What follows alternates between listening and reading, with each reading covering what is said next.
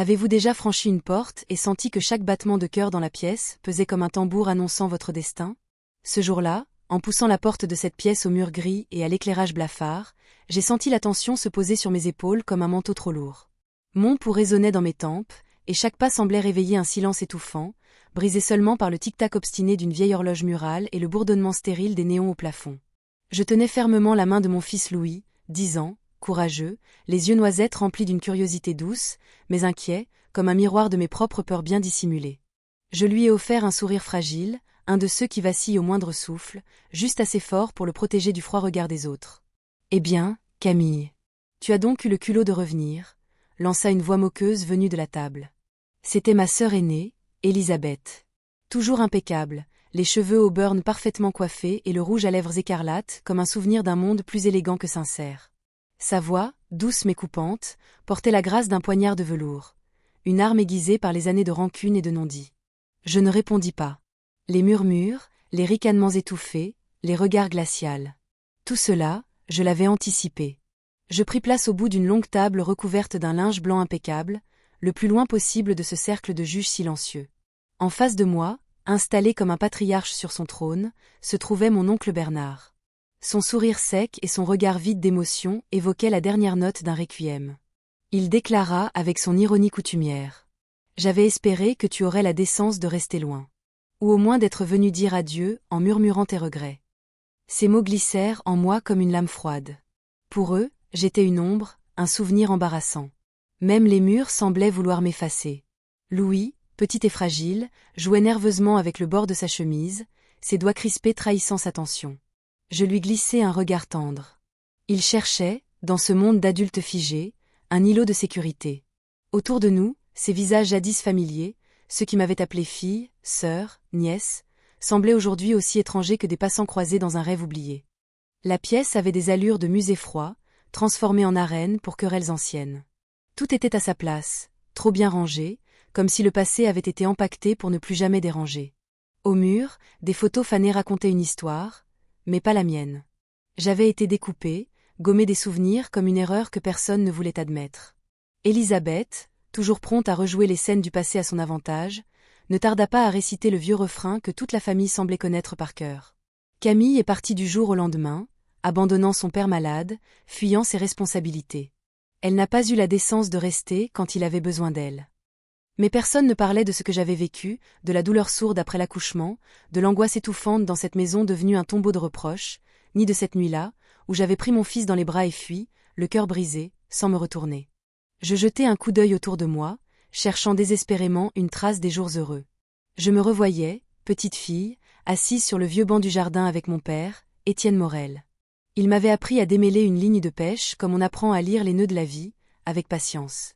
Il m'avait regardée avec cette fierté silencieuse, même quand il ne comprenait pas mes choix.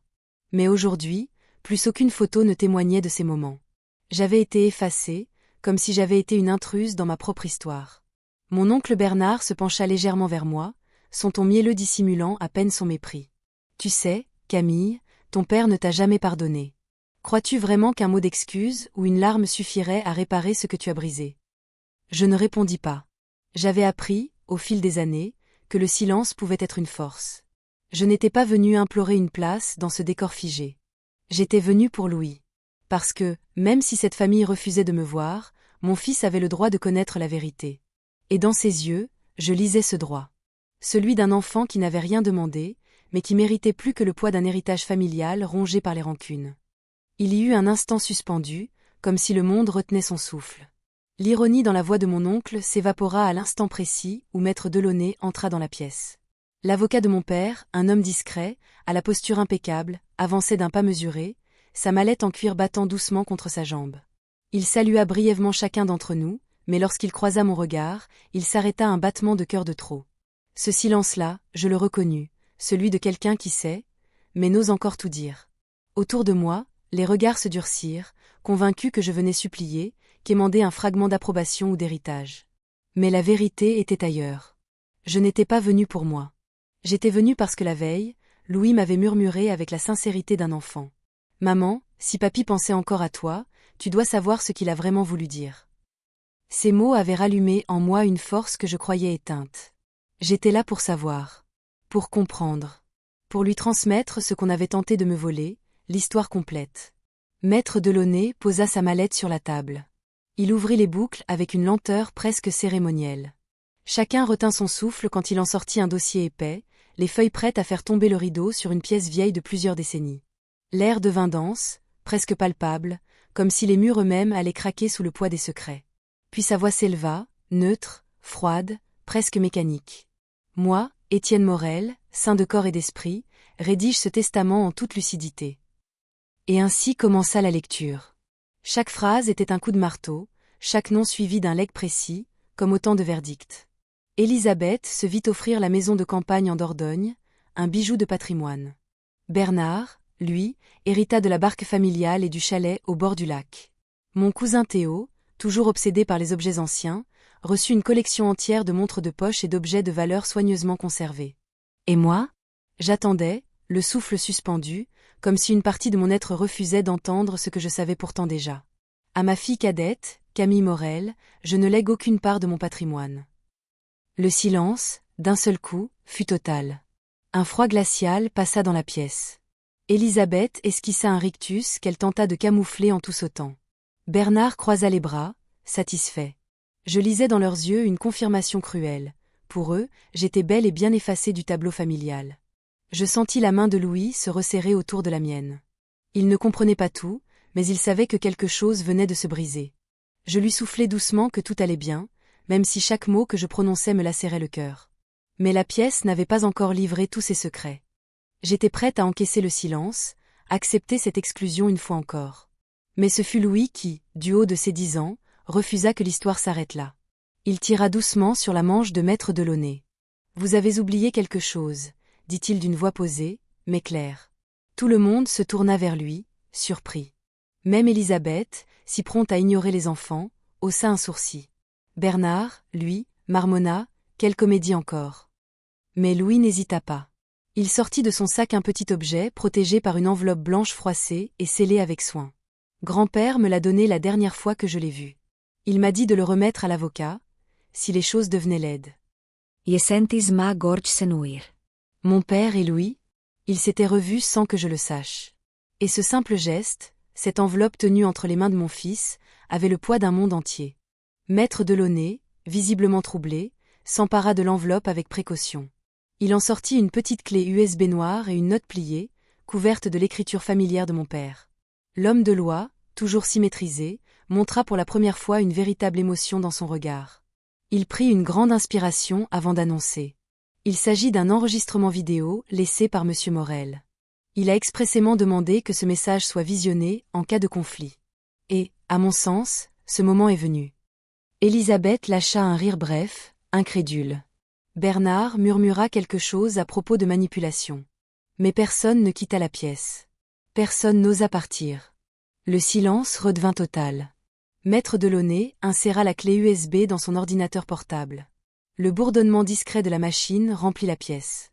L'écran s'illumina, et l'image apparut. Mon père. Assis dans son vieux fauteuil en velours, dans son bureau que je reconnaissais entre mille. Il portait un cardigan beige, celui que je lui avais offert pour ses 60 ans, et son regard, habituellement si distant, fixait la caméra avec une intensité nouvelle. Ses cheveux, blancs comme la craie, étaient impeccablement coiffés. Mais c'est son expression qui me coupa le souffle, un mélange de fatigue, de tristesse et d'amour. Il parla. Camille. Si tu regardes ceci, c'est que j'ai manqué de courage pour te dire les choses de vive voix. Il marqua une pause, déglutit. Ses yeux brillaient. J'ai cru ce qu'on disait de toi. Qu'après ta fuite, tu n'étais qu'une égoïste, une fille ingrate. J'ai été aveugle, orgueilleux. Et aujourd'hui, je sais que je t'ai fait du mal. Chaque mot me traversait comme une lame lente. Ma main tremblait dans celle de Louis. Mon père poursuivit. Tu as fui parce que tu n'avais pas le choix. Parce que tu étais brisé, et que personne ne t'a tendu la main. J'ai fermé les yeux sur ta souffrance. Sur ton courage. Je n'ai pas voulu voir que tu t'étais relevé seul, que tu avais élevé ton fils avec une dignité que je n'ai jamais saluée. Il se redressa un peu. Je ne te laisse peut-être pas d'héritage matériel. Mais je te laisse ce qui, aujourd'hui, vaut plus à mes yeux, mon amour. Mon pardon. Et la reconnaissance que tu as été plus forte que nous tous. Le silence qui suivit était d'une densité presque sacrée. Mon père, dans ce simple enregistrement, venait de briser une histoire construite sur le rejet. Il venait, enfin, de me voir. Lorsque la vidéo s'éteignit, le silence qui s'ensuivit n'était plus glacial, mais suspendu, presque sacré. Un souffle collectif, long et silencieux, sembla s'échapper de chaque poitrine. Même Elisabeth, figée, ne trouva pas de pic à lancer. Son maquillage parfait ne parvenait plus à cacher l'ébranlement de son masque. Bernard, lui, se pencha en avant, les doigts crispés, les lèvres serrées. Et Théo baissa les yeux, honteux. Le poids des années, des jugements et des silences s'était soudainement écroulé. Moi, je restais là, main dans celle de Louis, encore tremblante. Pas à cause de la douleur, cette fois. Mais parce que, pour la première fois depuis longtemps, je ressentais autre chose, de la légitimité. Une présence. Une place. Je n'avais pas besoin d'une maison, d'un compte en banque ou d'un héritage pour me prouver que j'avais de la valeur. Ces mots, ceux de mon père, tardifs mais sincères, étaient un ancrage bien plus profond.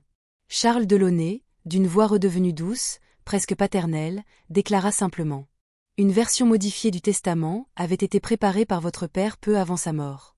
Elle sera désormais transmise aux personnes concernées. Ce n'est pas une question d'équité, c'est une question de vérité. Chaque pas que je faisais semblait me rapprocher d'un monde où j'existais enfin pour ce que j'étais, et non pour ce qu'ils avaient cru que j'étais. Les souvenirs me revenaient. Nuit glaciale dans notre petit appartement à la périphérie de Toulouse, les pleurs étouffés de Louis, les matins sans chauffage, les repas improvisés. Mais aussi, cette flamme. Celle qui ne s'était jamais éteinte. Et maintenant que je sortais de cette maison, autrefois pleine de mépris, aujourd'hui pleine de révélations, je sentis que quelque chose avait basculé. Le soleil se couchait, teintant les vieilles pierres d'une lumière dorée. Le vent d'avril portait une odeur de terre humide et de renouveau. Je me tournai vers Louis, qui observait la bâtisse avec gravité. « Tu veux voir le vieux bureau de papy » lui demandai-je doucement. Il réfléchit un instant, les sourcils froncés, puis secoua doucement la tête. « Pas aujourd'hui. Aujourd'hui, je veux juste rentrer avec toi. » Alors on est partis. Ensemble. Sans se retourner. Et cette fois, je n'étais pas en fuite. J'avançais vers autre chose. Dans le miroir du rétroviseur, mon visage portait encore des traces de larmes, mais mes yeux, eux, étaient clairs. Determines. Apaises. Dans le silence tendre de cette fin de journée, alors que notre voiture glissait entre les rues doucement éclairées de la ville, je me suis permis un instant de répit. Une respiration. Un moment suspendu où les souvenirs cessent de blesser et commencent à guérir. Les mots de mon père flottaient encore dans ma mémoire, doux et douloureux à la fois. Il ne m'avait pas simplement reconnu, il m'avait rendu à moi-même. Et cette vérité, bien que tardive, m'avait offert une forme de paix à laquelle je n'osais plus croire. Je repensais à ces années passées dans notre petit 2 pièces à Blagnac, en bordure de Toulouse. Aux murs trop fins, au parquet grinçant, à la fenêtre qui fuyait les jours de pluie. Je revoyais Louis dormir, roulé en boule dans mes vieux pulls. Je revoyais mes propres mains, recousant des vêtements, tenant un stylo tard le soir pour écrire mes pensées sur des morceaux de papier froissé. Et pourtant, jamais je n'avais cessé de croire. Chaque décision, chaque sacrifice, chaque silence, c'était pour lui. Pour qu'il grandisse avec amour, même si le monde nous avait tourné le dos. Aujourd'hui, je ne ressentais plus seulement la fatigue de la survie. Je ressentais quelque chose de plus vaste, la reconstruction. L'élan de bâtir non pas un futur d'effort, mais un avenir choisi. J'ai commencé à recontacter d'anciennes amies. À répondre aux messages que j'avais laissés sans suite. À sourire dans la rue, à des inconnus, sans crainte d'être vu. J'ai même repris mon carnet, celui que je gardais fermé depuis trop longtemps, et j'y ai écrit « Aujourd'hui, je m'autorise à respirer ». Louis aussi s'ouvrait. Il riait plus souvent. Il courait à travers l'appartement, inventant des histoires de chevaliers et de cosmonautes. Il me posait des questions sur Papy Étienne, non pas avec tristesse, mais avec curiosité. Et moi, pour la première fois, je pouvais répondre sans rancune. Seulement avec nuance. Et tendresse. Il y avait aussi Monsieur Delma, notre voisin du palier, un homme veuf à la voix grave, amateur de jazz et de jardinage en pot. Il partageait avec moi ses histoires. Une femme disparue trop tôt, un frère jamais revu, et dans ses mots, je trouvais écho à ma propre solitude. Nos conversations devinrent des phares dans mes semaines. Et chaque soir, en regardant Louis s'endormir, je me répétais en silence. Tu as tenu bon. Tu as aimé sans condition. Tu as reconstruit malgré tout. La vérité, même lorsqu'elle fait mal, est une lumière. Et dans cette lumière, j'ai trouvé une renaissance. Une force douce, mais inaltérable. Les semaines ont glissé lentement vers des mois, et avec elles, le silence pesant de mon histoire familiale a commencé à se fissurer. Ce n'était pas brusque. Ce n'était pas spectaculaire. C'était doux. Humble. Presque timide. Un matin, alors que la rosée perlait encore sur les grilles du square voisin, j'ai trouvé une lettre dans ma boîte. L'écriture était hésitante, penchée, mais sincère. Camille, retrouvons-nous au vieux chêne près du ruisseau. Il est peut-être temps de soigner le passé. Theo. Ce même cousin qui m'avait à peine regardé pendant la lecture du testament. Je n'ai pas hésité. Je savais que ces invitations-là sont comme des éclipses, rares, fragiles, mais lumineuses. Le jour venu, le ciel était peint de lilas pâles et de roses. L'air sentait la mousse, l'écorce humide, les souvenirs d'enfance. Théo m'attendait, les mains dans les poches, le regard fuyant. Nous avons parlé. L'entainment. Comme deux rescapés du même naufrage, chacun pensant avoir été le seul à lutter pour ne pas se noyer. Il m'a raconté ce qu'on lui avait dit. Ce qu'il avait cru. Et comment la vidéo de mon père avait tout fait s'effondrer. Moi, je lui ai parlé de mes nuits blanches. Des bottines trop petites de Louis. Du bruit de la pluie sur la lucarne fendue. Et de l'amour. Immense. Inébranlable. Nos voix se sont mêlées au bruissement de l'eau. Le vent dansait dans les branches, comme pour souligner que, parfois, la nature elle-même semble célébrer la paix retrouvée. Ce n'était que le début. D'autres sont venus, à leur tour. Elisabeth, d'abord distante, a demandé à me parler. Elle ne s'est pas excusée tout de suite. Ce n'est pas son style, mais elle m'a tendu une photo de nos enfants, la seule où je n'avais pas été découpée. Je l'avais gardée, mais je n'arrivais plus à la regarder. C'était peu. C'était énorme. Même Bernard, un jour, m'a appelé pour m'inviter à déjeuner. Le repas fut maladroit, ponctué de silence, mais son regard, lui, n'était plus aussi dur. Peut-être que lui aussi avait compris que les histoires transmises ne sont pas toujours la vérité. Alors, doucement, presque sans qu'on s'en rende compte, des retrouvailles ont pris forme. Des repas modestes dans des cuisines qui sentaient le gratin et les souvenirs. Des rires surpris autour de vieilles anecdotes. Des albums photos ouverts, cette fois, sans ciseaux. Louis devenait un pont entre ces mondes, entre le rejet d'hier et l'acceptation d'aujourd'hui. Il posait des questions, riait, s'émerveillait. Et à travers lui, tout le monde semblait redécouvrir la beauté de ce qui nous lie malgré tout. J'ai commencé à tenir un journal. Chaque instant doux, chaque regard changé, chaque silence transformé en mots y trouvait sa place. Des pages entières à décrire la lumière du matin sur le parquet, le parfum des madeleines que Théo apportait parfois, ou les discussions nocturnes avec Louis sur les étoiles et les secrets de famille. Ce journal, je l'ai partagé plus tard. Avec Elisabeth. Avec Théo. Avec Monsieur Delma. Et même avec Charles Delaunay, un jour. Je voulais que chacun voie que la vérité, lorsqu'elle est dite avec le cœur, peut recoller bien plus que des souvenirs. Elle peut recoudre des liens. Quand l'hiver est arrivé, avec son givre discret et ses silences profonds, j'ai su que quelque chose avait changé. Non pas autour de moi, mais en moi. Je n'étais plus la fille bannie. J'étais la femme qui avait survécu, aimé, pardonné. Et, surtout, j'étais devenue celle qui montre que même les histoires les plus douloureuses peuvent trouver un nouveau souffle.